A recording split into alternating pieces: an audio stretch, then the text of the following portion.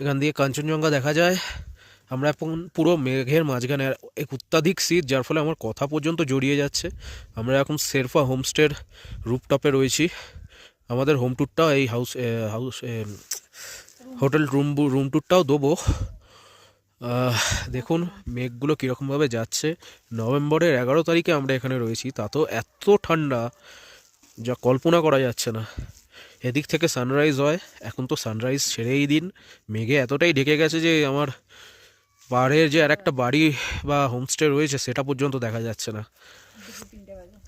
এখন দুপুর 3টে বাজে সবে, তাতেই এই সিচুয়েশন, এত ঠান্ডা। কালকে যদি কাঞ্চনজঙ্ঘা পরিষ্কার দেখা যায় আপনাদের নিশ্চয়ই দেখাবো, কেননা আমাদের রুম থেকেই কাঞ্চনজঙ্ঘা দেখা যায়, অ্যান্ড সানরাইজও